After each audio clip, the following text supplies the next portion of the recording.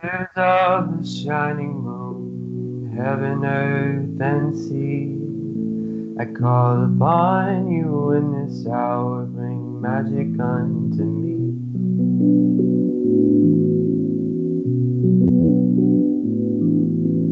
Brothers, oh, the cauldron cries, it singeth unto me. The songs of Mother Goddess and the Father in the tree.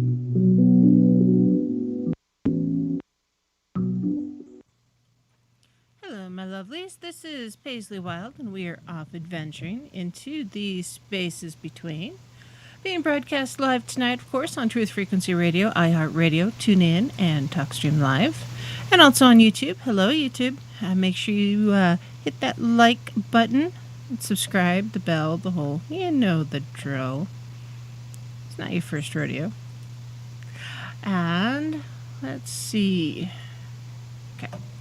No matter how you are listening to me, make sure you stop in and say hello in either one of the chat rooms, or send me an email at wildpaisley@gmail.com. That's WILDEPAISLEY@gmail.com. Let's see, if you want to support the show, you can do that by going to etsy.com/shop/Monarch Mountain Studio. Or you can go to patreon.com/TheSpacesBetween. Or if you just want to support my radio habit, you absolutely can. You can just do the cash tag, and that is $TheSpacesBetween. The call line is open tonight. That number is 213-233-3998. Or if you're across the pond in the UK, it's 44203-393-2871. And then during break time, or when you have a moment or two, check out iLife.com. iLife is the official sponsor of Truth Frequency Radio. So thank you all for joining in on this fantabulous Friday night, Saturday morning, depending on where you're at. It's been kind of a crazy week. I don't know what all is new with you guys. Actually, crazy week, but not crazy, if that makes any sense. It seems like the insanity just of our day-to-day life is just kind of all over the place. And then, I don't know, just here locally, not much has changed, honestly. The weather's been beautiful. The doors have been open. The dog has been running amok. There's nothing like a happy boxer able to chase her stick, and the other stick, and the other stick, and maybe that stick over there. And oh wait, there's a cat. So it's just, she's kind of a nut. Let's see. Dawn's in the house. Say hi, Dawn. You're here. What? Yeah, I even have the microphone on for Dawn. Burr? Burr? No, that's the dog, not Dawn. Yeah, seriously, she runs muck. She likes to grab the biggest stick she can possibly find and run off and do things. It's kind of funny. Goofy dog. And then, yeah, it's, I don't know. Got some spring cleaning done and some furniture shuffled around, and poor Dawn is ready for a nap. So tonight I got to thinking, in part because some of the social media sites that I follow, one of the moms was asking questions about how to integrate her oldest child into her particular solitary path. And the mom had been a solitary practitioner for a while and wanted to, include the child. And child is no longer a child, more of a tween child. But kind of what's the plan? How do you do that? And, there's some information online. It took me a bit to find anything, honestly. But a lot of it was more Wicca related, which is not bad. It's definitely a valid practice, and there's a lot of good information there. But, a lot of times not everybody is Wicca. Some of us are more a green witch or earth witch or intuitive or dragon or Sandwich. you're not baloney. Your name is not Oscar. But yes. So I got to thinking the other day that I should just talk about solo practitioners a little bit. Because, a lot of us are solo or solitary because, especially here in the last year, the meet and greets and the get-togethers just haven't really been very popular, and in some places completely 100% prohibited, and that can be quite vexing for those of us that do like to interact socially with other people. Lucky you're funny. And so yeah, when I say a solitary, that's generally someone who practices alone. You might attend some public events or get-togethers and that kind of thing, or you may have a group of friends that are also practitioners, and you're just like, you get together because you have some commonalities, but it's not really like you're doing rituals or anything like that. And it's, what are you going to do? So some basic practical tips from Learn Religions, which a lot of good information there. And I'll include the link, of course, in the show notes. So just the very first suggestion is establish a daily routine. Now, as a solo practitioner, often it is easy, really, really, really easy to get out of routine. You often have to really fight yourself to get into that routine because, things come up. And if you're anything like me, the self-care often gets kind of pushed off to the side because there's other things going on that take priority. And so maybe you don't study as much, or maybe you don't journal as much because you have other things going on. And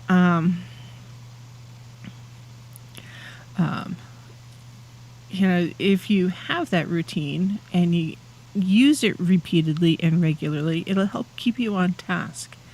And so that could be meditation, which is good for you in general. Reading, again, good for you. Reading, people who read for empowerment and education often have the ability to switch gears and a more agile mind, if you will. Yeah. More flexible mind, because you are less likely to be just stuck in your rut.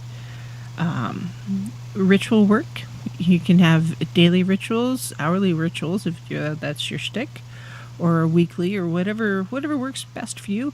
But you need to get in the habit of doing something each day that helps you work towards your goals of feeling confident as a solitary practitioner.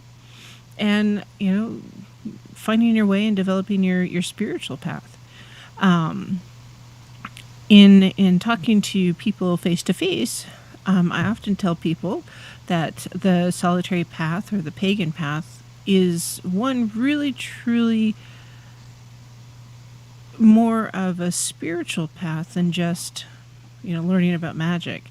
Because there's so much about being a pagan that is internal. You're learning more about yourself. You're learning more about the deities you work with, the spirits you work with, the energy around you, the energy in day-to-day life, how you impact the world around you, and just a better way of living and being. And so yeah, it's a huge deal being more focused on spirituality than religion, and making sure the I's are dotted, the T's are crossed, the bold print is highlighted and all that jazz. So yeah, if you're not staying on task, just like Gemini says, it's hard to keep on to your spiritual practices.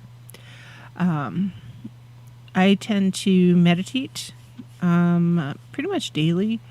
Not always for a long time. Often it's just for a few moments or minutes, just because that's all mini-me will let me get in.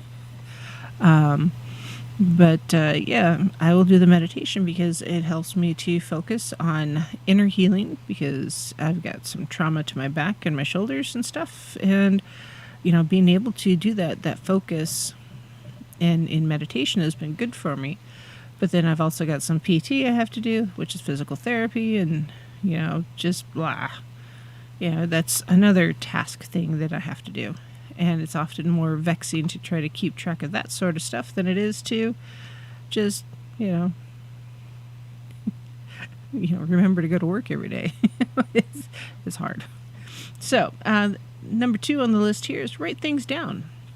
So, a lot of people choose to have a book of shadows to chronicle their magical studies. Now, I generally recommend journaling first. And the reason is, first, it allows you to really document what you're doing. So, what are you going to try?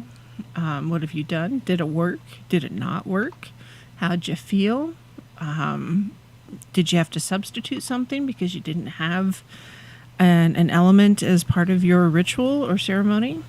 Write down your rituals and ceremonies, your prayers, your spell work, that kind of thing, because you're laying the foundation for your own individual tradition, one that isn't defined by, you know, being Wiccan or being Nordic or Celtic or, you know, Egyptian or whatever tradition that you're following. It's more developing your own personal tradition. And often those personal traditions will then become part of a family tradition if you have kiddos that follow on. Or maybe down the road you do take on an apprentice. Maybe it's some other family member that joins you and starts doing things with you. And that family tradition then is something you're building upon. And that's a good thing. You don't have to have necessarily a group of people, if you know, to practice these things or to develop your own tradition. It's just what's working for you. And because the things that are useful for you now are often the same things that are going to be useful later on to build upon, if nothing else. And you can keep track of what you're doing both magically and spiritually, because, well, shoot, as people, we evolve.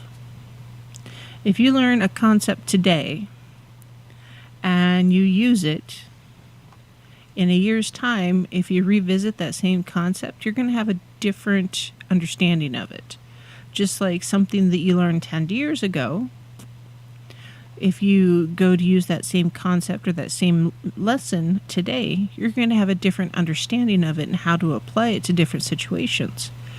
And that's a big deal, being able to see where your journey is and what you're accomplishing and how it made you feel and what worked and what didn't work, and being able to document that's huge.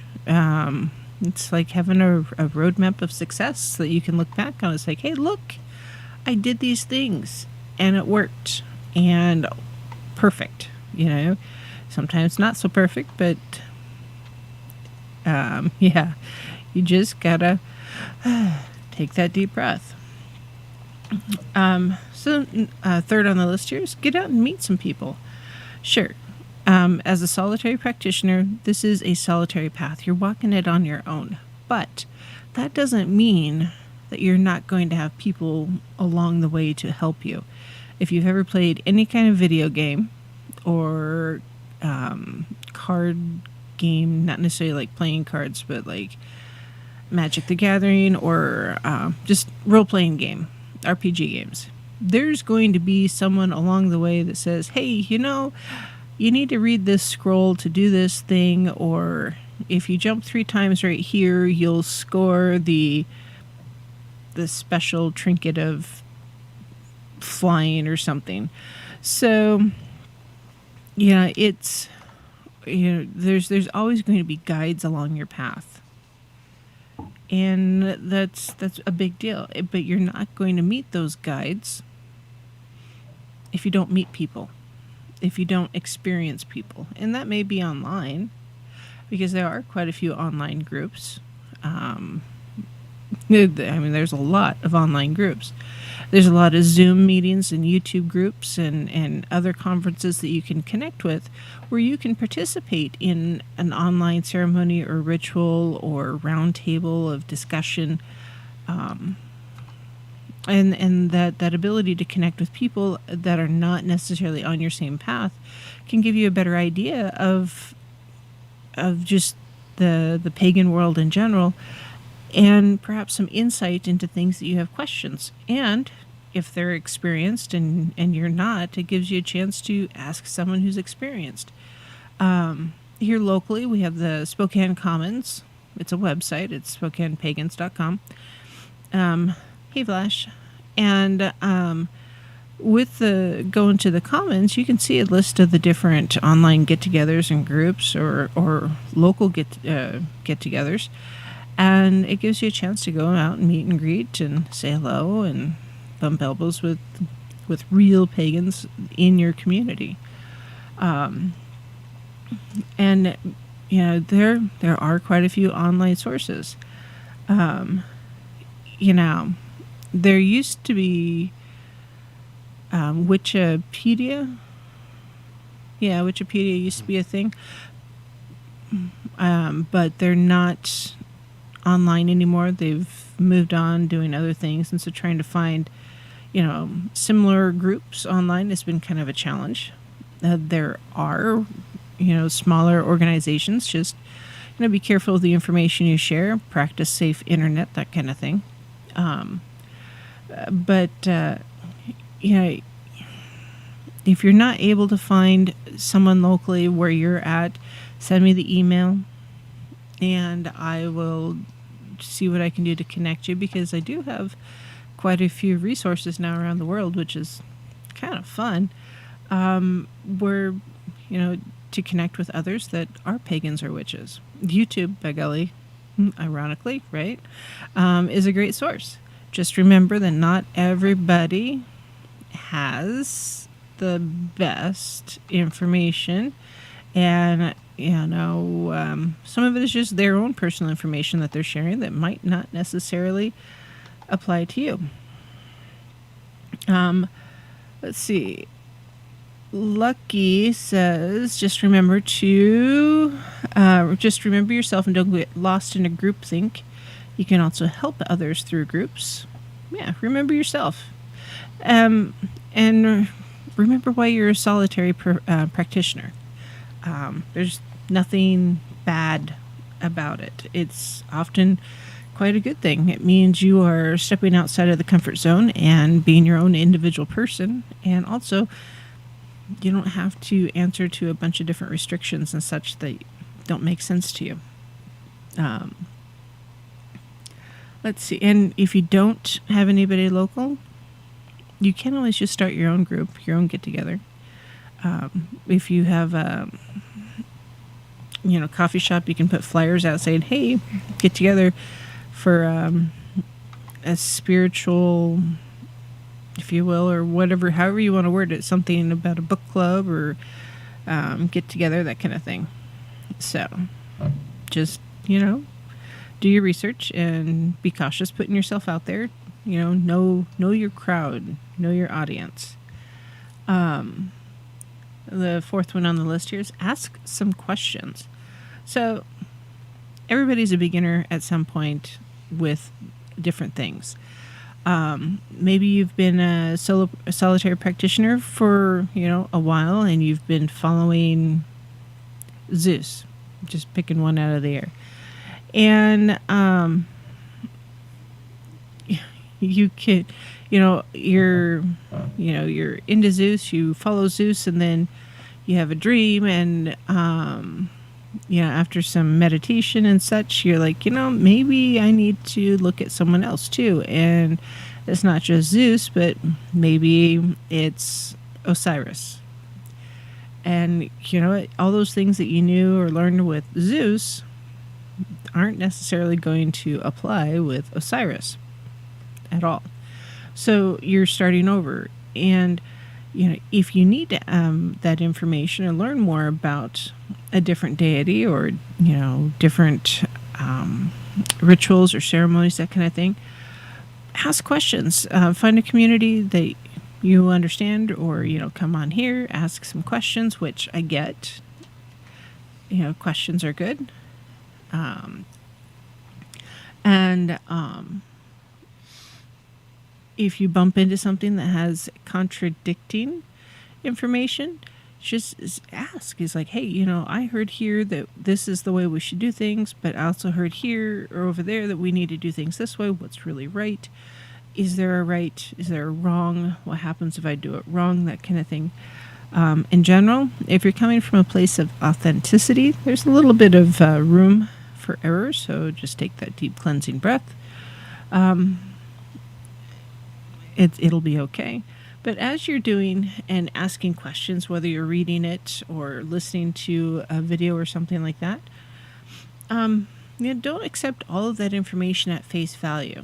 Remember that just because person A had a specific experience, or person B, had a unique interaction in a different way, that doesn't mean you're going to be exactly the same. There's going to be some differences.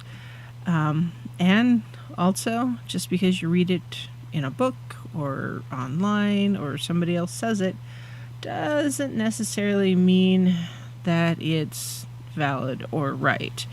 So you do need to remember and learn, or learn and then remember, to double check and make sure the resources that you're using is worth using or not. And sometimes, it is very okay to be a skeptic. Oh, that's cool. Ellen says, I have a good friend who has shrines to certain Greek gods in his house. See, I think that's great. I think it's awesome. I think having shrines to the different deities in your home is good. I like Deb too. Deb says, if you do it wrong and you don't blow up, keep doing it till you get it right. Practice, practice, practice. This is part of the reason why we journal everything. Because if you do something and you write it down and you're like, well, that didn't work out the way I wanted to, write out what happened, what you were trying to do, and then change things. Good old Titan. Yeah, Titan. He says, interesting, though. The gods may have many names. Wonder if they introduced themselves as different names, or they were called that based on observations. So, I think some of both. If you look at the different cultures around the world, they all have different expectations and allowances and structure. So I think there are some deities that are definitely across the board similar, but there are some that are unique to the culture, and so yes, there's some overlap to those deities. But I think in order to integrate, or for the cultures to accept the deity, they had to manifest a little bit differently. And sometimes, a deity for love in one culture may have been interpreted as a deity for self-sacrifice in another culture, or sacrifice in general. So it has a lot to do with the cultural structure and mores and definitions and such. Well, that's like we know that, the Greeks and the Romans have, very similar pantheon, and it wouldn't be beyond the stretch of the imagination to say, that one borrowed from the other and gave them those particular attributes. And then, of course, they can't necessarily, have the exact same thing as the other person. So they ended up having other, attributes, similar attributes, with some side attributes as well. So yeah, that's perfectly, but and that's like you've said before, that who's to say the Christian God and all of his angels and saints aren't their own pantheon with a polytheistic pantheon. So there's just those ideas. But so what one because in the Christian Bible there's the name Yahweh, there's Jehovah, there's a couple others, so Yeah, I think there's some definite overlap. Speaking of overlap, it's off to break. We'll be right back.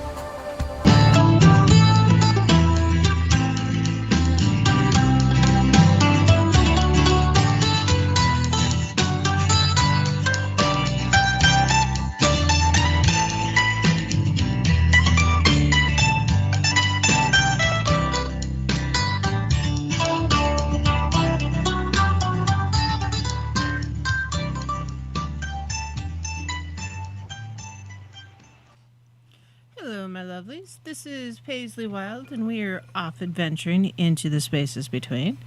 So, It's not time for that yet. Gemini said, please. Oh, fine. All right. You can never have too much bull.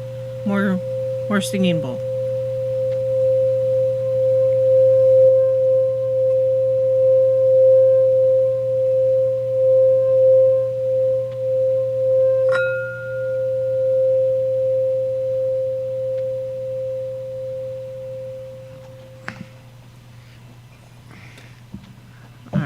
So, while that was happening, Titan asked a question. Let's see. So, Titan says, Paisley and Don, it would seem that there are those deities that do not give direct paths to enlightenment, maybe like Odin, while others do, or maybe a different form of enlightenment. Yes. That's the short answer. The answer is yes. It's 42. So part of that, I think, in my interpretation. So this is my thoughts.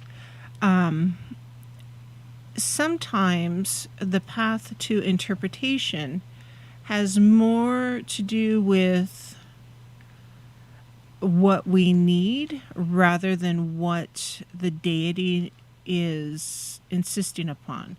So sometimes that direct path makes sense, and we just, yep, that's exactly what we're doing.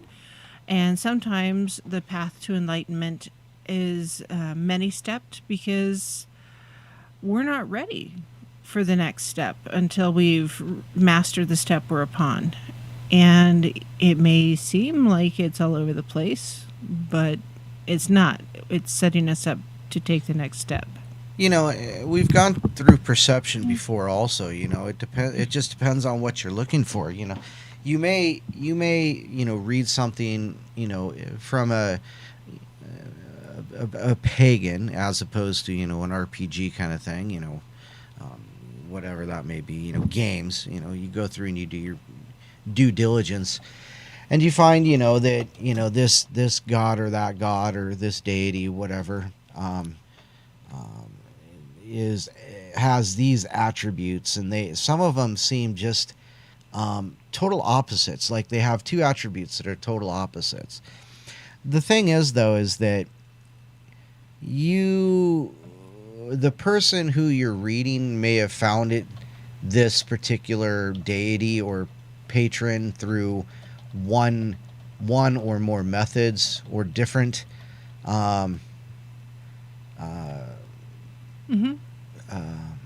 through their steps, and they came to this. So they put their attributes to that deity that they experienced, because, there's a lot of people believe that Odin is, or has been in the past, shall we say, less than welcoming to other races, and that's not true. Mm-hmm. That's just not true. If you walked his path, he accepted you. The problem is that when people come to these deities or these whatever you want to call them, the deities, the gods, they've walked their own path, and so they've met one through this way or that way, or they've come to understand them this way or that way. And I think a lot of it's been misread, because especially when you come to Odin, because there's not a whole lot of knowledge based on true not true accounts, but understandable accounts. We have the Havamal, which is the words of Odin. It's more, his wise ways. Mm-hmm. And nothing in there says, push away, people of other races if they don't look like you. There is a bit of nationalism in there, but he was always proud of his particular, where he's from. He was always proud about where he was from. Mm-hmm. So people read into that. I think they read way too much into that. I think for the most part, do what thou will.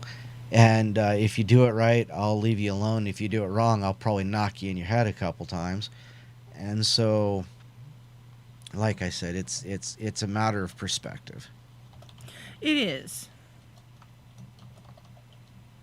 And the whole path to enlightenment is a varied and dispersed path. Yeah, I think that's the word I'm looking for. And the different deities themselves, regardless of which tradition or pantheon they're from, they have their own path to enlightenment. Some of them were born kind of pre-lit, if you will, and others had to earn it or achieved that level of enlightenment, based upon the role they played in life. Maybe the great heroes, hero types, or blessed by the gods, or they did something heroic, if you will, to earn that title, or the sacrifice to earn the title or become one of the deities. And it wasn't always a natural. Look at Arachne, for instance. She just happened to be cursed and became a deity. That's why when I talk about curses and blessings, they're kind of synonymous in my mind. It all depends upon the intent. The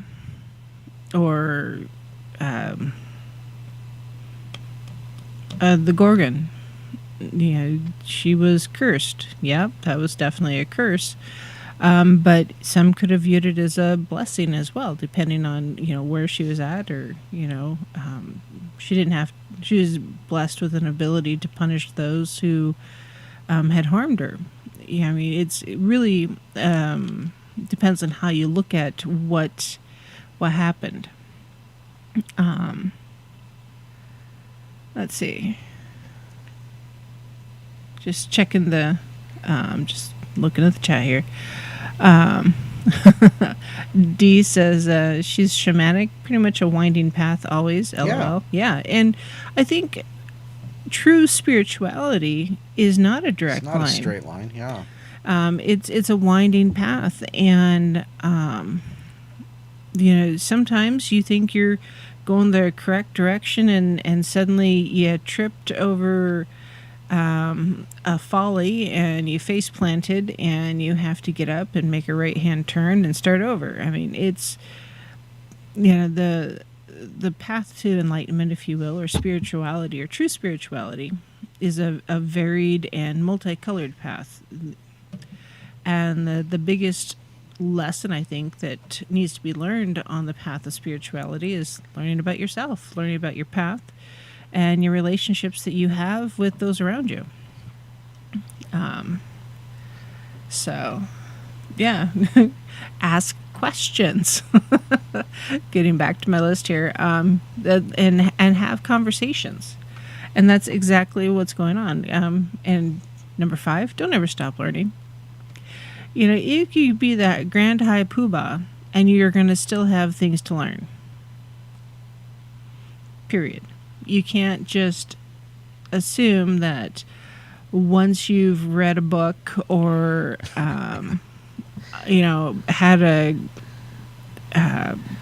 can't think, maybe you took a class in diverse religions or ancient religions, and you've got the piece of paper that says you're an expert.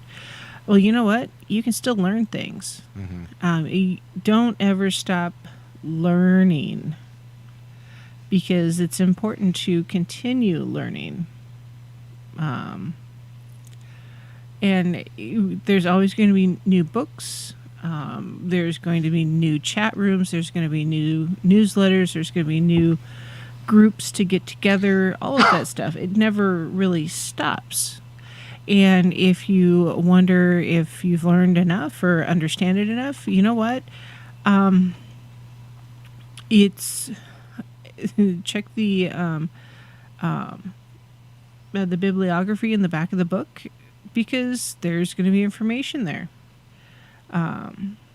And it's just a big deal that you have the ability to learn and not shut your mind down to the ability to think things. So Don mentioned that certain groups are taking the Norse tradition and trying to turn it into a racist type of thing. And that's only happening because they have narrowed their viewpoint and their ability to understand a concept to what they're artificially believing in.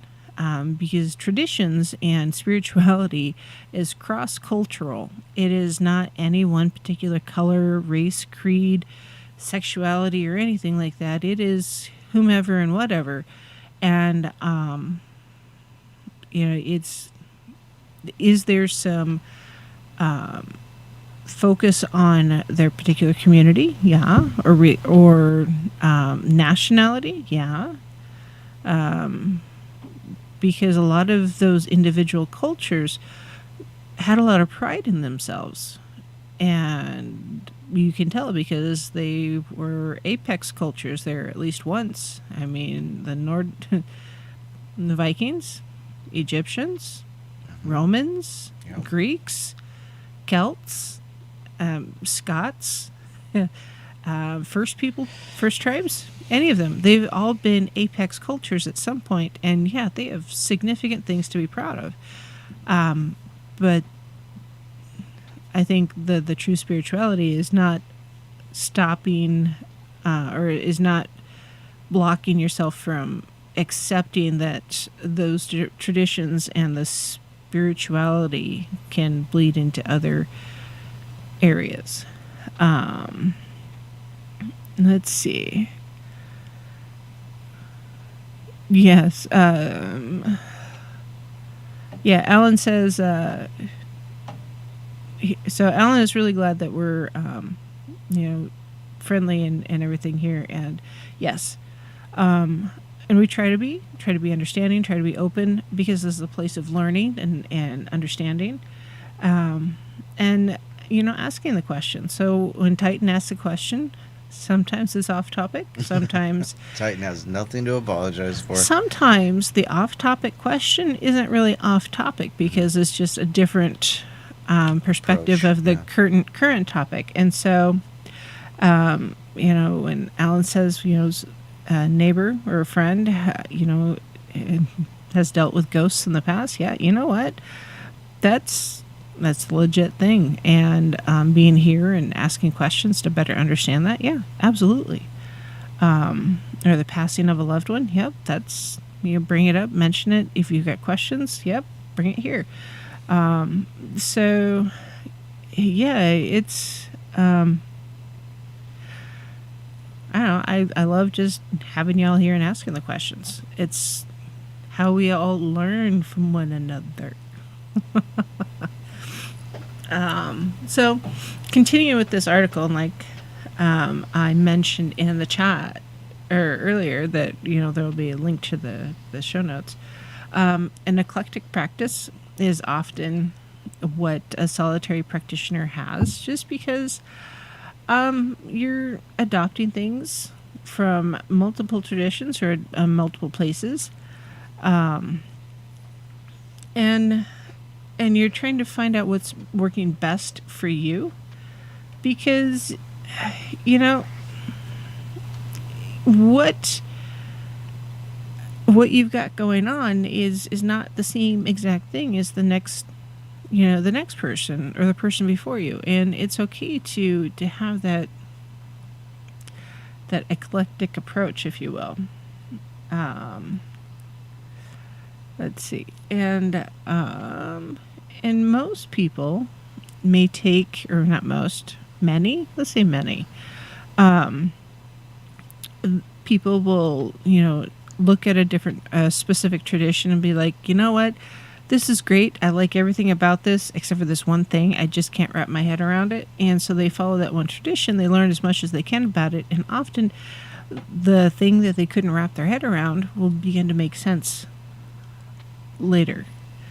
Now, eclectic paganism or eclectic which, say that 10 times real fast. Wicca, or witchcraft, is kind of an all-purpose term applied to a lot of the contemporary Wiccans or Pagans, which is,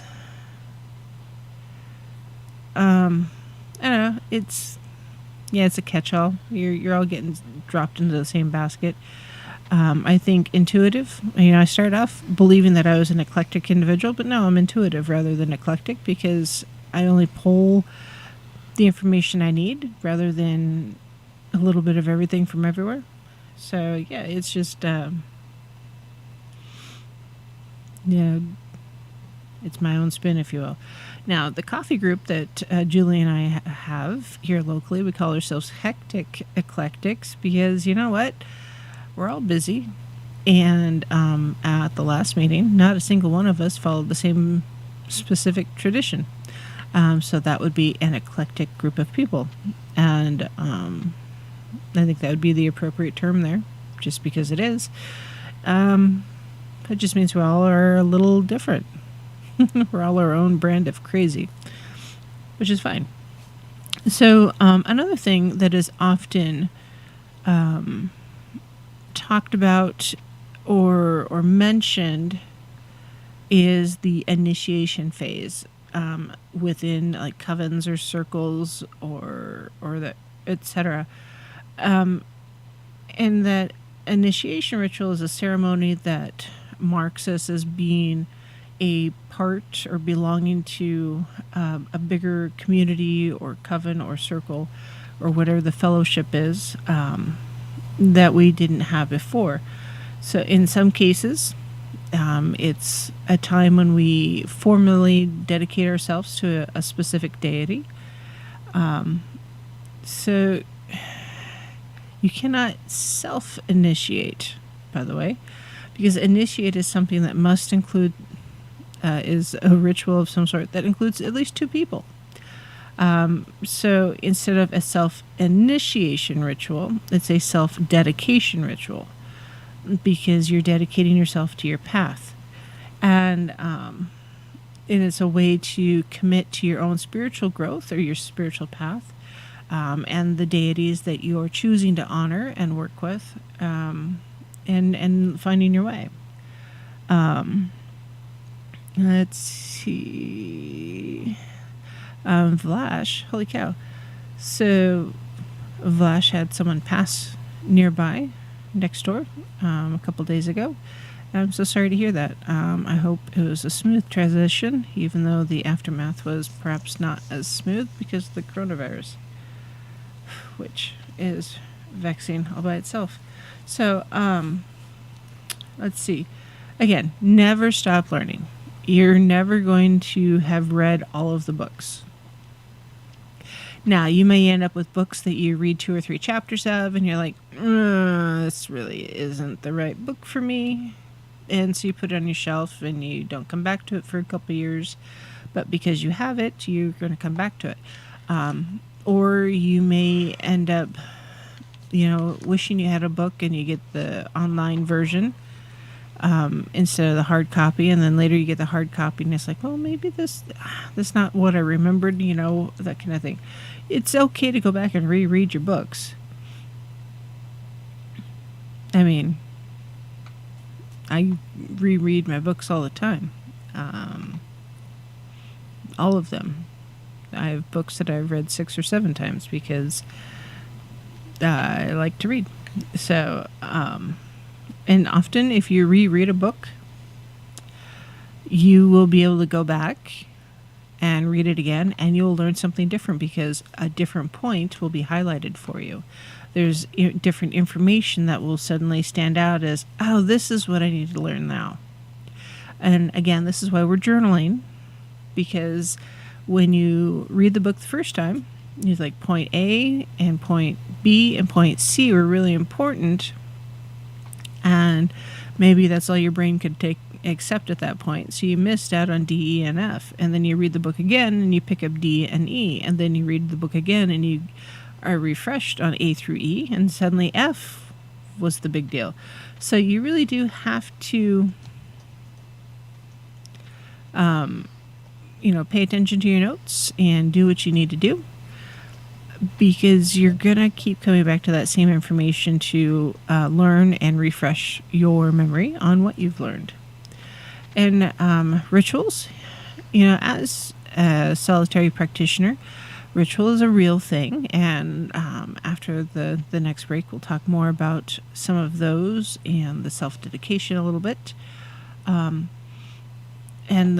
I'll touch on some of the key aspects of a ritual, just because I think it's important to just touch base with that. Because the basic steps. Okay, so here I googled. This is gonna be funny. Basic pagan, or basic steps for pagan ritual, or ritual of any kind, and dummies.com. Dummies.com has Witchcraft for Dummies. That explains it all. And I'm actually going to use it because it's making me giggle.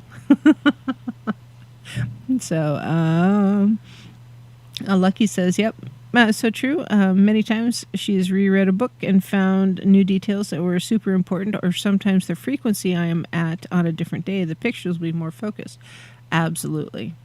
And Vlash says, remember to learn with your heart, otherwise it's very difficult to remember what you have learned. Yeah. Very much, very true, because if you are so focused on a goal that you forget to listen with all of you, you're gonna miss out on something.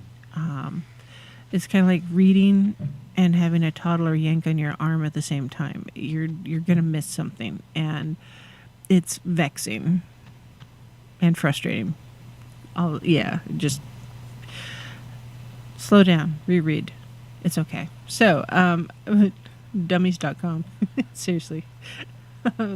It's a Wicca and Witchcraft for Dummies cheat sheet. Yeah. I didn't know that was a thing. Lucky says, OMG, I hate those books. This is for dummies, or that's for dummies. So oddly enough, the author who started that whole series used to live in Coeur d'Alene, which is just south of us here in North Idaho, about 45 minutes roughly. Very active in the local politics down there, at least he used to be. But the article had some really good points. Decide why you want to conduct the ritual. That's kind of a big deal. And you need to do it. Decide how you want to perform the ritual. Are you going to write words? Are you going to write your invocation? What are you going to do? Decide when you're going to do the ritual. A specific phase of the moon, different season, that kind of thing. Next one here is decide where you're going to do the ritual.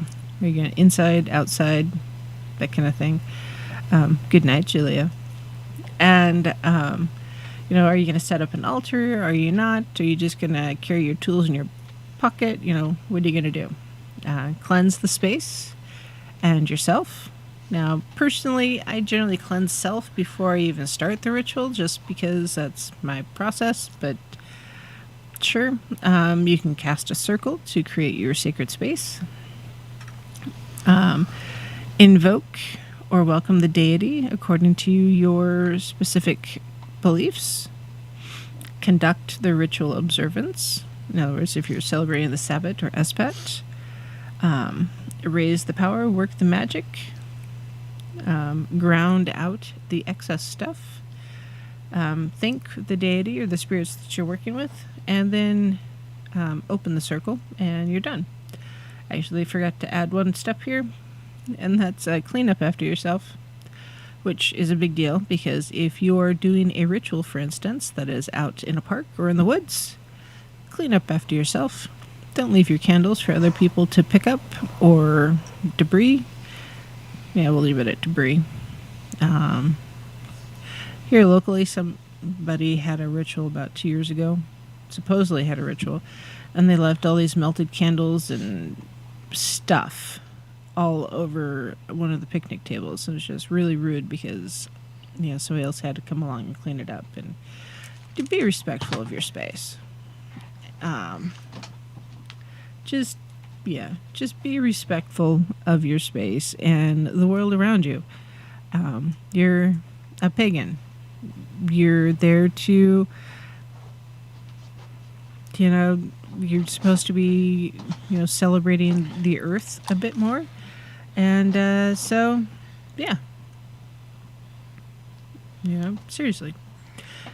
Clean up after yourself. So, we're at the top of the hour. I will play the bull again after the break. And, all right, no calls. Remember, the phone line is open, so if you want to call, please do so. The number again, 213-233-3998, or send me an email, wildpaisley@gmail.com. And we shall be right back. Lord, within the sun, as we will, so mote it be, the spell forever done.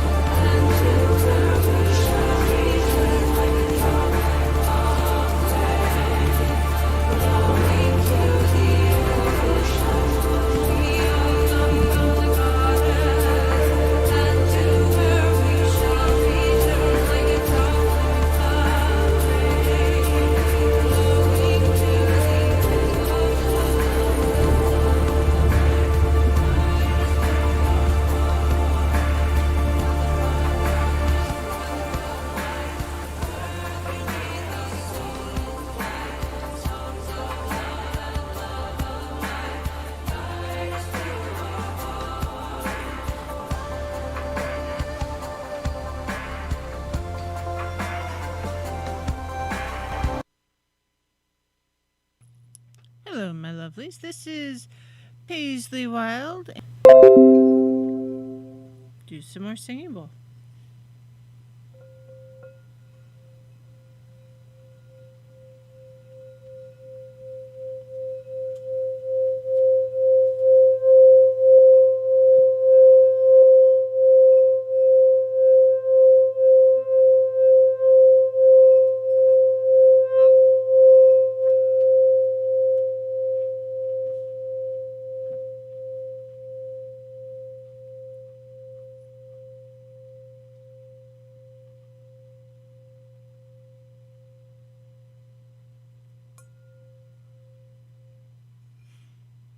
I love the bull.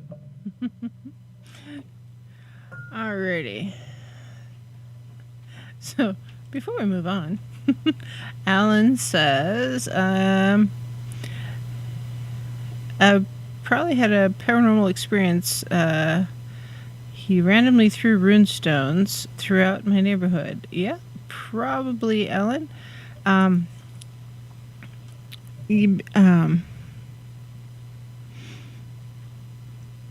Yeah, like he says, it's kind of spreading runes like that. It's kind of like leaving notes all over. Some folks would pick it up and look at the definition and take it as a message. Yes. Oh my. Later, Alan saw a Wendigo. So, generally speaking, and this is a generalization, intent is very, very important. So if you throw runes in a community with the intent to create chaos, that is exactly what will happen. If you're doing it just to see what will happen, that's kind of like playing with a Ouija board without closing it out. So just be careful. And results may vary. You're going to learn things. Not necessarily the things you wanted to learn, but definitely learn some things. And be careful with that, Ellen. Maybe not do that again. But yeah, I know, for instance, that occasionally I will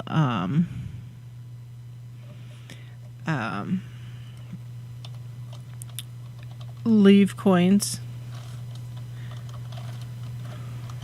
that I've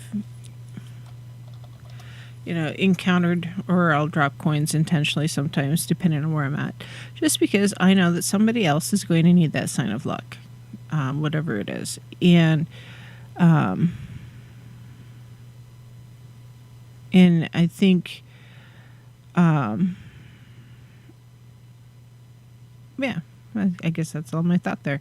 Alan says that my intent was to get help for a tough situation, but ended up seeing a mystical creature. It didn't scare him, but didn't want to think about it too much. Yeah. And if that's the intent when you put the runes out there, yeah. In a scattered formation like that, you are, instead of being focused on a specific question or anything like that, you're kind of asking chaos for a response, and chaos will sometimes answer. And sometimes those mystical creatures, or the cryptids, if you will, can they be scary? Yes, absolutely. Can they convey a message while being scary at the same time? Yes, they can. Just because something is scary doesn't mean there's no message involved. So I hope you journaled what you were trying to do. And if your intent truly was to just get some help, and the Wendigo helped you, then that's exactly what you needed.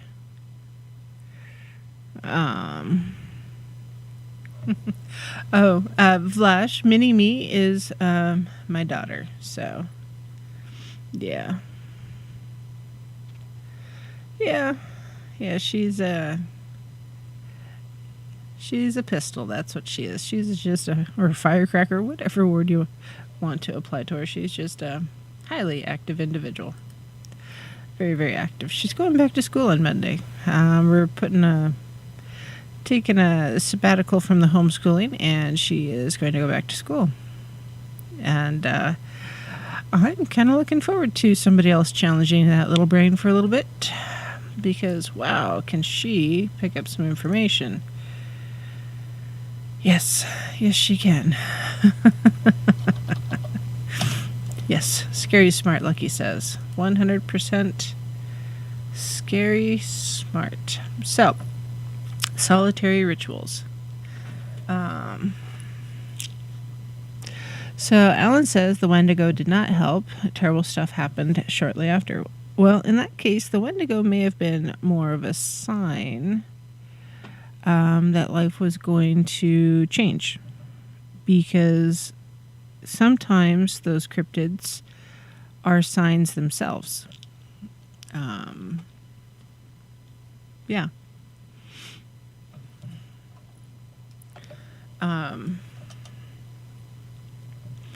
And, you know, it's super cool. Would it be cool to see a unicorn, for instance? Absolutely. Or a dragon? Yes. I would love to see a dragon. Would I be properly afraid if I saw one of them? Yep. Helen says, it taught me that such creatures exist. Oh, yeah. Oh, yeah. You know, that's something I think that the average person doesn't understand, that those cryptids and the mystical creatures, the ones, or the mythological creatures, the things that showed up, you know, out in, you know, in the yesteryear were more prevalent, and just now they're showing up, and they're like, they're mysticals or they're cryptids because we don't understand them. They're still there.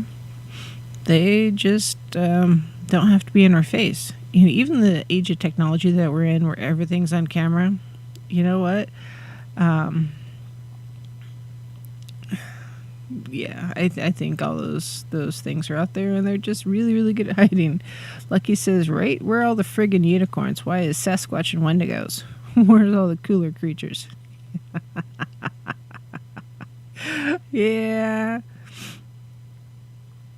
Yeah, exactly. Where are the unicorns? Yeah. I wish we had more stories about unicorns than Wendigos. Just saying. All right. So, talking about the solitary path. Because, yeah, we have a solitary path. We have a lot of people on the solitary path. And that is absolutely okay. We're all just different threads in the fabric of time. And, yeah, especially with the last year with the COVID and everything, being part of a coven really isn't an option. And so a lot of people are just, you know, trying to figure out their own path, their own spirituality. And, you know, even if you would prefer to be a solitary practitioner, as, you know, sometimes being part of a coven or grove, you know, they have that whole initiation process, and they can help guide you to learn. So, and the initiation process, that formal ceremony, which says, hey, you know what? I am stepping onto this path of learning. Because sometimes that's what we need.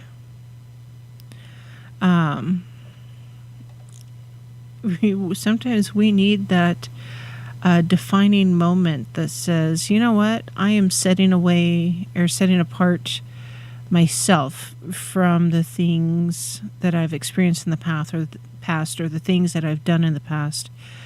That part of me is done, and I'm moving forward to a new me and a new adventure, and I'm trying to learn from those lessons. And so that's what a lot of times that initiation is. It's a setting aside of the old you and preparing yourself for the new you. And if you don't have a high priestess or priest to do that initiation for you because you're a solitary practitioner, the self-dedication is just, that may be the way to go. So when it comes to self-dedication, it could be you're dedicating yourself to your path, the deities that you are going to work with, the specific traditions that you're going to work within. Maybe instead of saying, hey, I'm going to work with Zeus and Apollo, maybe you're just going to work with, you know, the Greek pantheon or the Roman pantheon instead. And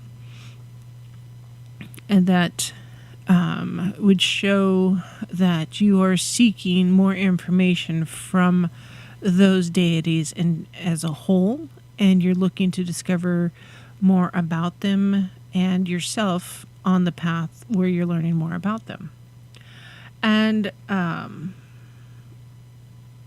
you know, some people may say that you should follow the Wiccan tradition of a year and a day of dedications. Like, you know what, I'm going to do this thing, And I'm going to start this path of spirituality, and then a year and a day from when you started, that's when you do your self-dedication.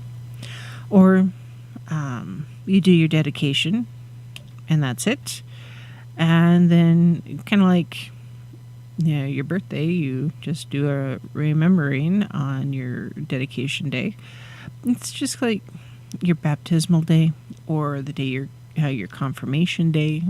Same basic celebration, honestly. It's just you're not Christian in basis. It's you're following your pagan path. So you may want to wait until a specific phase of the moon, the new moon for new beginnings, or if you are working with a deity that has an affiliation with a specific phase of the moon, that would be when to do it.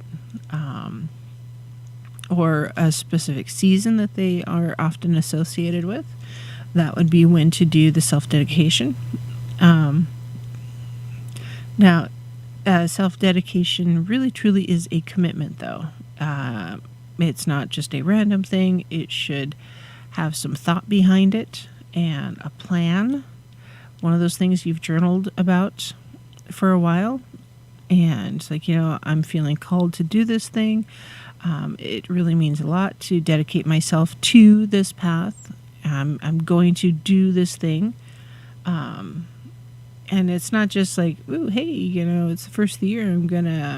My New Year's resolution is to dedicate myself to a new deity. No. It's an official thing. It's significant. And the goal of the dedication is to bring you closer to the deity that you're going to work with, and your tradition that you're going to deal with. And again, this is something you should be journaling as you're bringing yourself closer to the divine or the deities.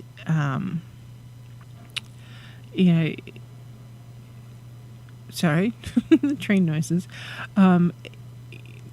You're declaring yourself connected to your spiritual path, especially this new path. It's like, hey, I'm declaring myself upon this new path of enlightenment. And that's good. It's good to have that formal declaration, because often it just feels more official. I know that for me personally, when I was learning more about being a pagan and witchcraft and such, there's even now, there's some times of self-doubt where I'm like, is this really the right thing? And because self-doubt is real, we all have it. And that self-dedication, though, it's like, no, this is my path, and this is what I'm going to do. and acknowledging self and acknowledging that path, man, did that feel good. And it felt right, and it felt kind of like putting on clean, dry socks after being out in the rain all day. It felt good. I don't know how else to put it. It just felt good. Now, as you're preparing for your self-dedication, you can do like a ritual bath, your ritual cleansing. Maybe you've crafted altar tools for yourself, or maybe you've dedicated altar tools or altar space. Any of those ritual tools that you may have just purchased, you can always personalize them and make them more your own and more specific to you, more unique and personal. Some choose a magical name to separate yourself from your past life and move forward. And because sometimes, having a new name If you've ever spoken or know, or maybe you are, an individual who has gone through a divorce or a marriage, and, or, whatever, or adoption, and you changed your name with the relationship or the personal status, because you're a new person, you're a different person after that ritual or ceremony, whether it's the divorce or the marriage or the adoption or, whatever. So in the same kind of thought process goes into having a name that's specifically for, witchcraft or paganism, is like, hey, this is who I am on this path. Period. And then during the ritual, you can dedicate, or, you can introduce yourself like, hey, this is who I was before. This is my new name. For some, the rite of passage from childhood to adulthood comes with a new name, and that's just part of the culture that they live within, and that's kind of what we're talking about here. Let's see. And if you're really good at memorizing things, maybe you want to memorize your ritual. That's really not me. If I'm doing a ritual, I have cards. Because, yeah. It was, yeah. Otherwise, I lose track of where I'm at, and I start rambling, and I forget what I'm doing. Which... yeah, we don't want to do that. So, if you need cheat cards, you make your cheat cards. But whatever you're going to do, make sure you've journaled, you figured it out in your journal. And once you've got it figured out in your journal, that's when you take your ritual and you copy it into your book of shadows in good print, clear print, and so it's clear, and then maybe different aspects of the ritual itself. Maybe you want samples of that within the book as well. You can, glue them in, you can scrapbook them in, whatever it is you need to do to, personalize that page for the dedication ceremony, because that's something that you might use down the road, especially, again, like I mentioned earlier, if you have children that are going to join you on the path, then there you are. So in a self-dedication ritual, you can find one on Pinterest. There's so many on Pinterest, on my stars. You find one that matches kind of what you want to do. Or there's books with various rituals in them all over the place. So you just pick one that's, as close to what you want as possible. Now, this is one of those rituals that if you can do it skyclad or buck naked, you should. Because you are coming to this new path free of clutter and the past. And just like being born again into this world from your previous life and stepping through that door, you're into a new chapter, a new section of your life. And so you don't want to have the trappings and baggage from life that you shouldn't generally carry around. So being skyclad, if possible, is good. Now, I get it. Sometimes you can't because of life. Or where you're at. If you live in a in a community where your neighbors are, really, really close, they're just across the fence and they can see into your backyard. Do you want to dance around naked? Maybe, maybe not. It depends on who you are. So, Lucky says, do not do sky-clad rituals or dedications in a public beach. I'm going to edit that as a public area, especially during a tour season. Most law enforcement folks are not as excited about that. So know where you're at. Make sure that whatever location you use for your self-dedication, it's free of distractions. Tours are quite distracting. Quiet, private, preferably. You know, turn off your cell phone. I mean, this is something you can do in your living room. Now, if you're using your cell phone because that's where your notes are, I get it. Just mute it. Don't take any calls where you're doing this. It's like, yeah, hey Ma, how's it going? Sorry, I'm in the middle of my self-dedication. Let me call you back. Just let it go to voicemail. It's easier, guys. Just seriously. So I would recommend doing that cleansing shower, cleansing bath, whatever, to prepare yourself. And then as you're approaching the ritual, do sky clad. It makes sense. You just got out of the shower. You're already naked in theory. Start by grounding yourself. You know, let the stress, the anxiety, whatever it is that, you know, perks around in the back of your head, let it go.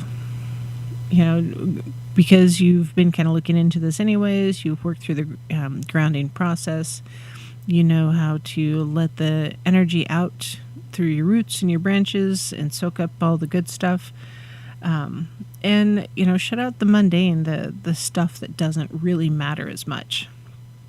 So don't worry about paying the bills. Don't worry about rent or what's for dinner or anything like that. Leave those distractions away and focus on yourself. Remember, this is for you. So focus on self. This is self-care. You'll probably want some sort of blessing oil. It could be coconut oil or whatever. Salt and a white candle. So when you're ready, you know, just sprinkle your area with salt and then stand with your feet on the salt. Light the candle and focus on it. Focus on the flame. And think about, what goals do you have on this journey? What is it you want to do? What are your motivations? And then, you know, whatever words that you use, you know, just, you know, use the blessing oil, and with your eyes closed, you know, put the oil on your forehead. You know, if there's a particular symbol that you want to draw on your forehead with the oil, absolutely do that. You know, you could say something like, may my mind be blessed so I can accept the wisdom of the gods. Eyes be blessed so I can see my way clearly upon this path. May my nose be blessed so I can breathe in the essence of all that is divine. Anoint, and then your lips, and say, may my lips be blessed so I may always speak with honor and respect. And your chest, may my heart always be blessed so I may be loved and love others. Do the tops of your hands and say, may my hands be blessed so they may use them to help and heal others, heal and help others. Anoint your genital area, and say, may my womb be blessed so that I may honor the creation of life, or may my testicles be blessed so that I may honor the creation of life. Anoint the soles of your feet and say, may my feet be blessed that I may walk side by side with the divine. And then if you are going to work with a specific deity, you could say, you can pledge, you know, your loyalty to them at this point, or you could say God and Goddess, or Mother and Father, you know, whatever symbology.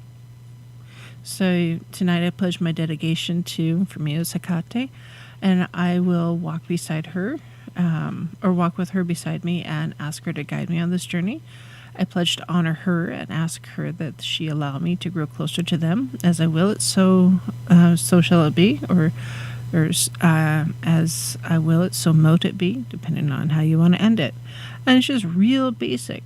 And after you do that, you're going to want to close or open the circle and let that energy out, and you know, meditate on it. Meditate on the energy and just how it felt to to go through it, and that energy that is being experienced.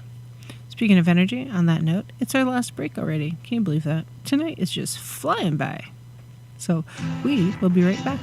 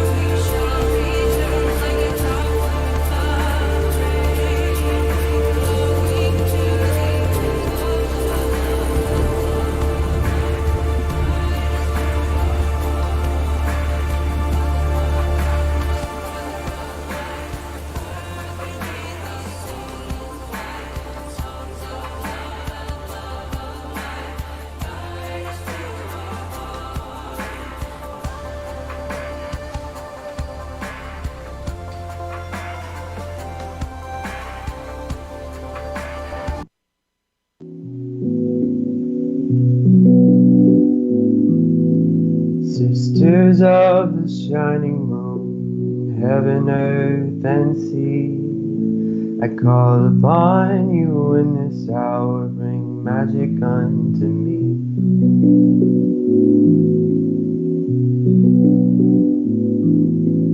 Brothers, oh, the cauldron cries, sing it unto me, the songs of Mother Goddess and the Father in the tree.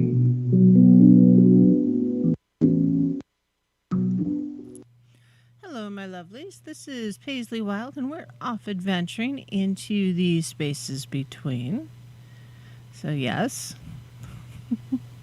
it's just an adventure. Can't believe how fast the night's gone. Goodness gracious me. So, talking out there, one book that might be a really good read, and it's one that's on my wish list, is Solitary Pagans, Contemporary Witches, Wiccans, and Others Who Practice Alone. This one was printed August of 2019. Helen A. Berger is the author, and she just some really good information in there. Kind of a contemporary spin on things, so it's not just the Gardnerian type, that kind of thing. Man, so yeah, this one's on my to-do list to read. Let's see, hold on. It's 317 pages, so it's not a little bitty book.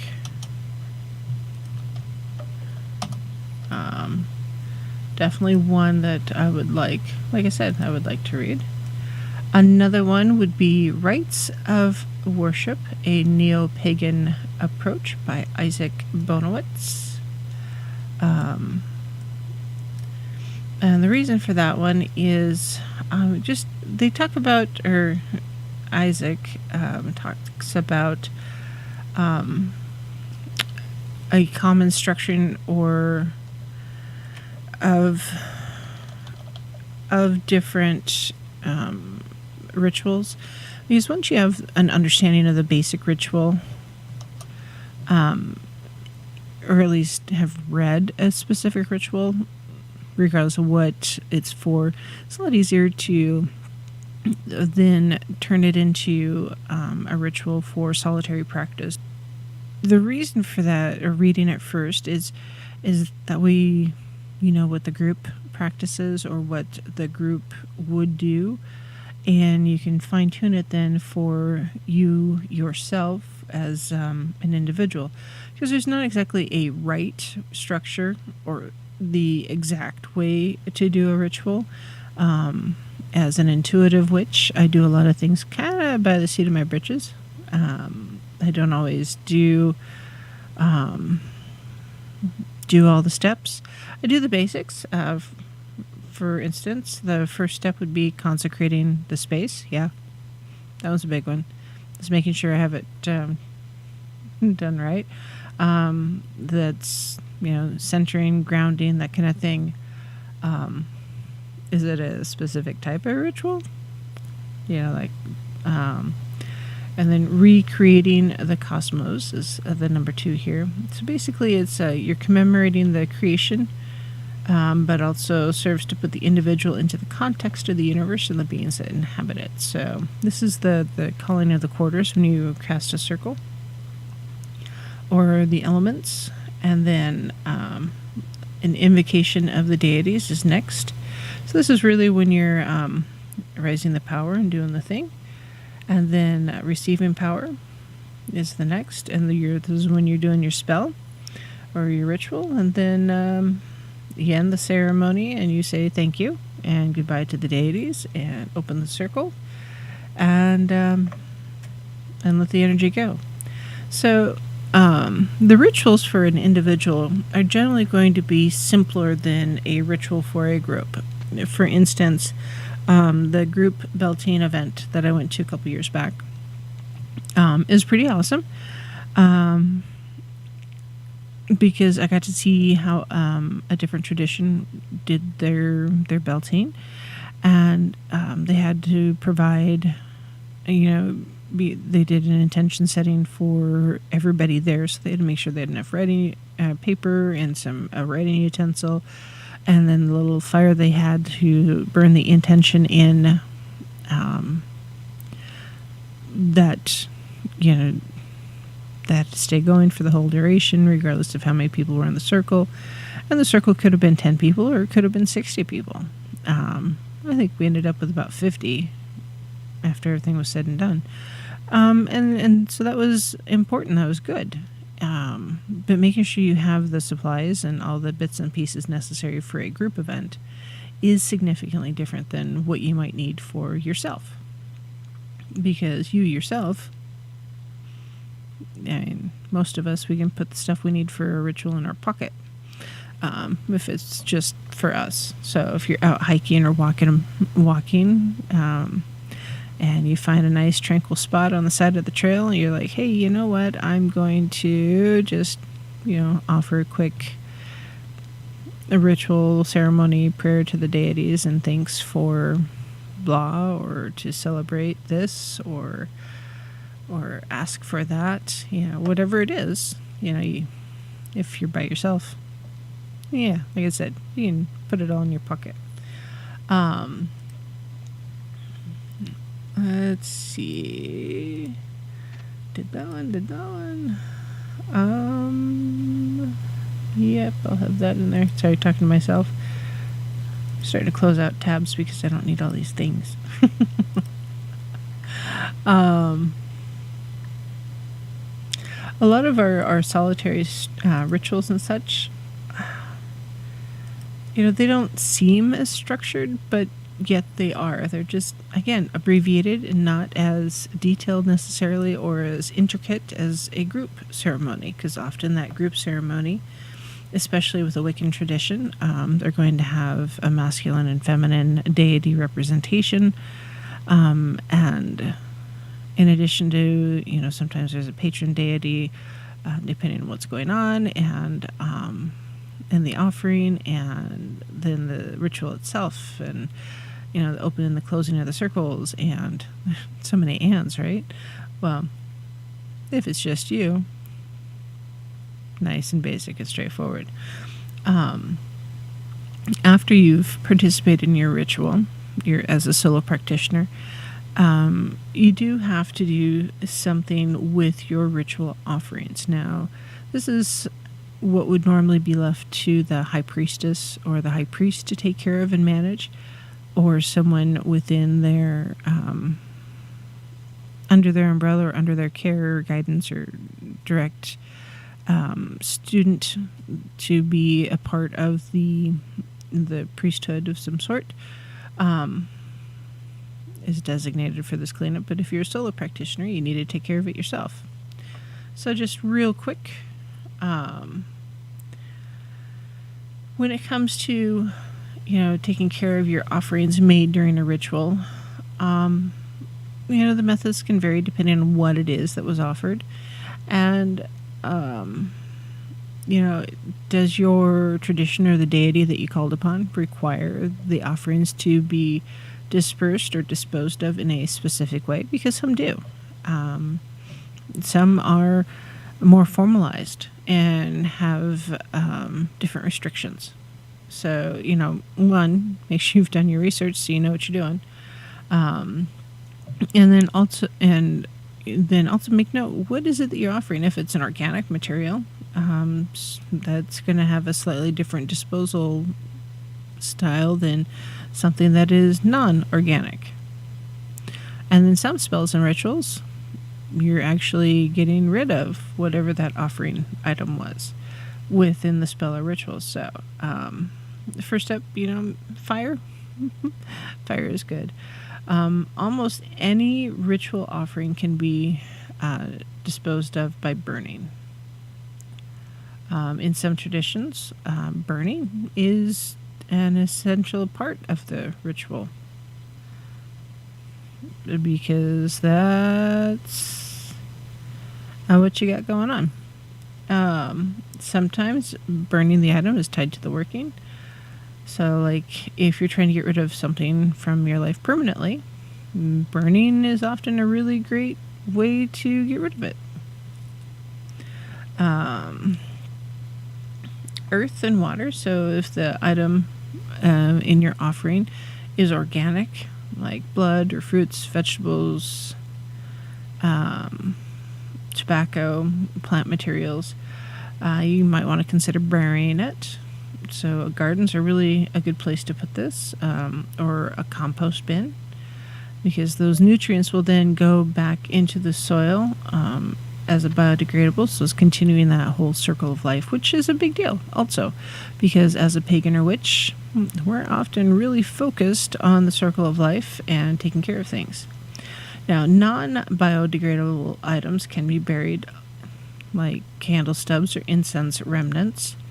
But you're going to want to make sure you do it in your own yard rather than some random place. Organic materials or items can go into a moving body of water like a river or ocean, and is often very acceptable to the different traditions. However, make sure you're not putting the non-organic materials in the water, because you don't want to put something in the water that's not good for it. So just pay attention. I mean, you should know what you're working with. You can share with wildlife. So if you've got seeds or nuts are part of your ritual process, you know what? As long as they're not tainted with something toxic, they can be left out for the wildlife. Whether it's to scatter them or leave them in a designated offering location. Or same with breads. Sometimes breads are really good to leave out. Now, bread is not necessarily good for, say, ducks and geese as much, but other critters do just fine on bread, so depending on where it's at. And some items can be left out because they will just kind of go away on their own. For instance, consecrated water in a bowl will just evaporate naturally. Herbs or flowers, if you leave them on the altar, they will eventually blow away. Now, icky things happen. Because, yes, sometimes we're trying to take care of something negative, whether it's trying to do a cord cutting or, you've used a puppet to do something that's not really. You got to be careful about where you're putting it. A landfill or a porta potty. Or some place that just does take those icky, foul items because they're going to be cleansed anyways or cleaned.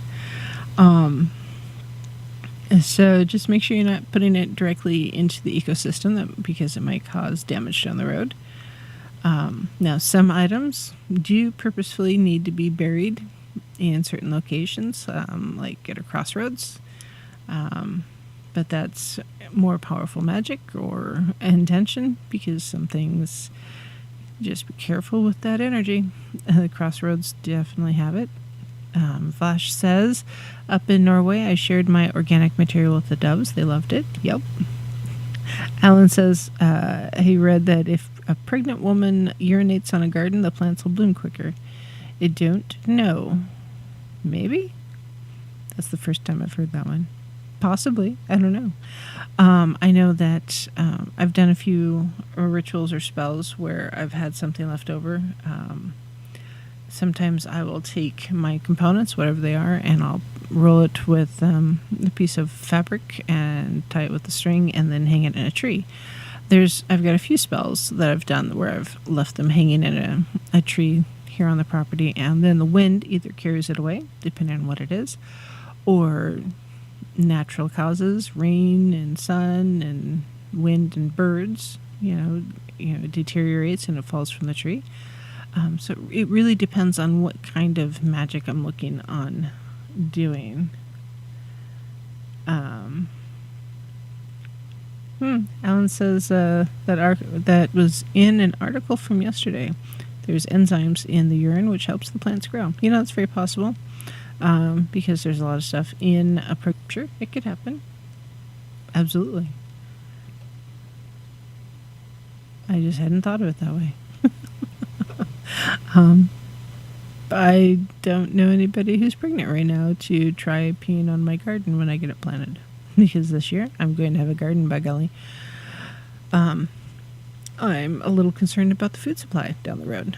Not because I'm seeing anything, just people are sheep. That's just all there is to it. And if you've ever read any of the Terry Goodkind books, the wizard's first rule is people will believe anything. Yes, they will. And even though that's an act of fiction, I think it's a real thing. It just is. Yeah, it just is. So, in summary, when it comes to walking a solitary path within paganism, your spell work is going to often be very specific to you. And again, that is quite normal because that is your path. And with that solitary path, there's going to be a lot of things that don't apply to you as a solo practitioner that are generally applied to groups. It's not an initiation, it's a dedication, because the dedication is I am dedicating myself to this thing rather than someone else is leading me through an initiation process. Two different things. They accomplish the same thing, but they're different things.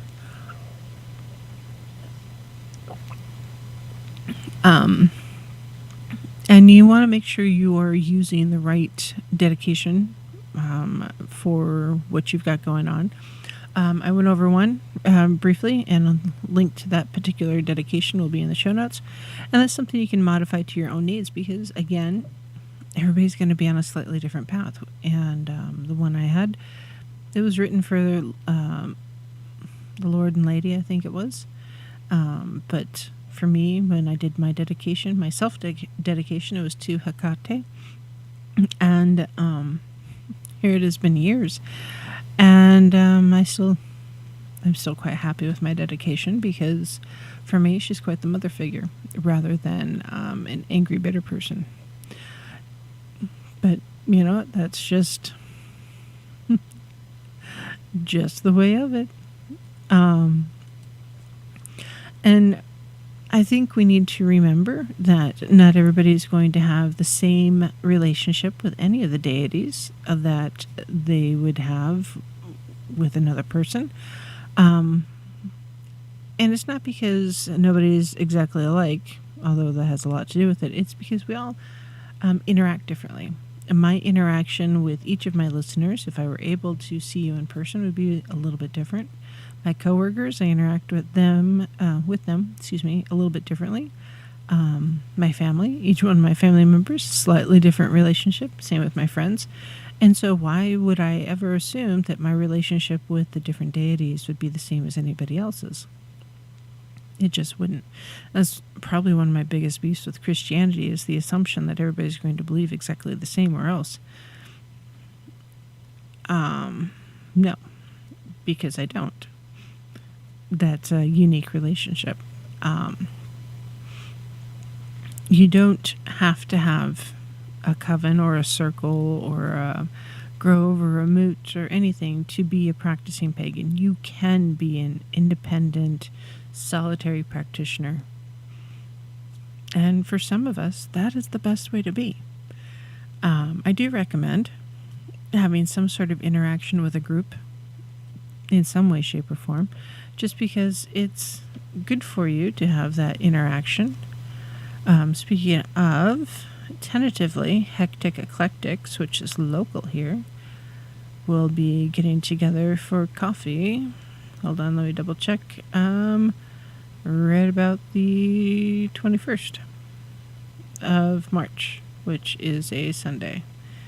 I'm putting that in my calendar because I didn't want to forget. Yeah, there we go.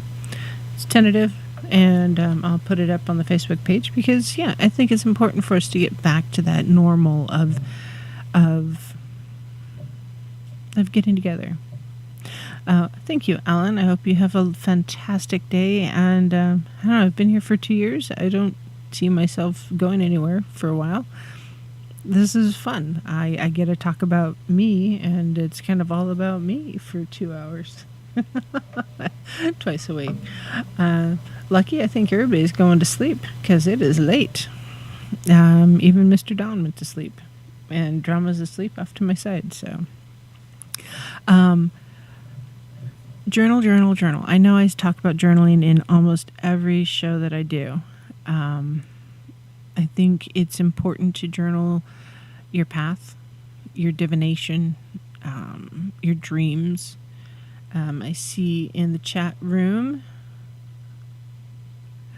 Oh, where did he go? Another commentator. I don't know who that is. Just woke up from a nap apparently, and had a really crazy dream. So yeah, anytime you have a dream, whether good or bad or goofy or unexplainable, make sure you're writing it down, because there is going to be meaning in a lot of our dreams that we just don't understand.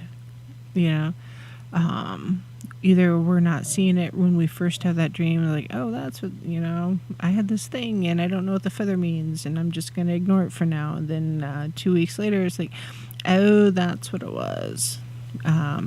That's why we write things down, so that we understand and remember them later. You're going to want to set a routine, whether it's meditation every day, or touching base with your altar every day, or whatever it is that you need to do to help you stay focused on your path. We all have these smartphones, and they all have calendars.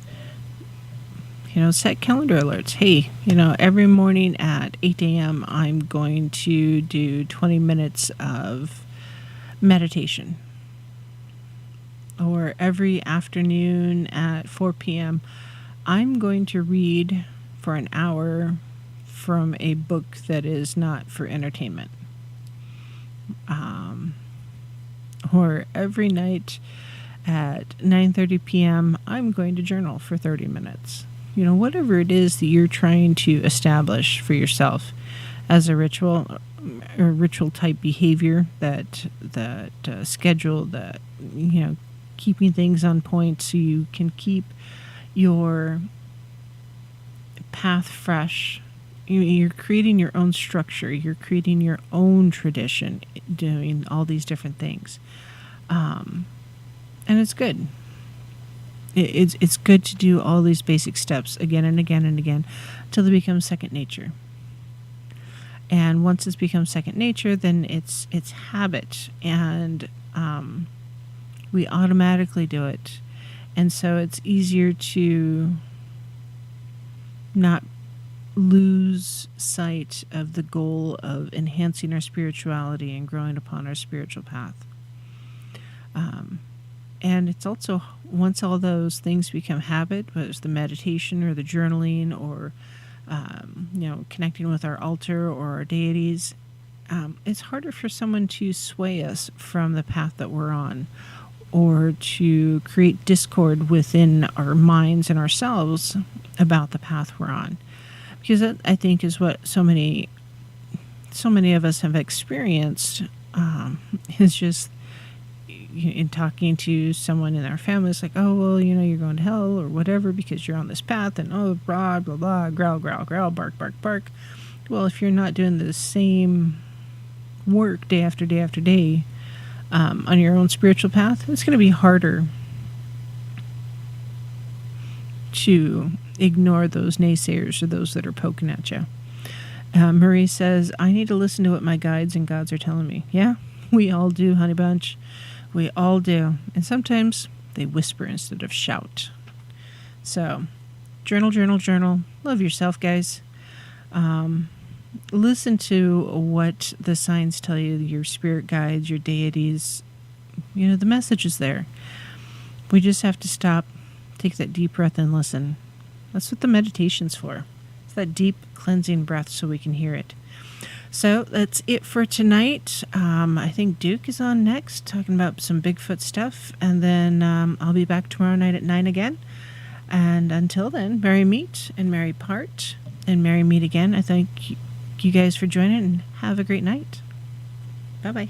I, O Lord, within the sun, as we will, so mote it be, the spell forever done.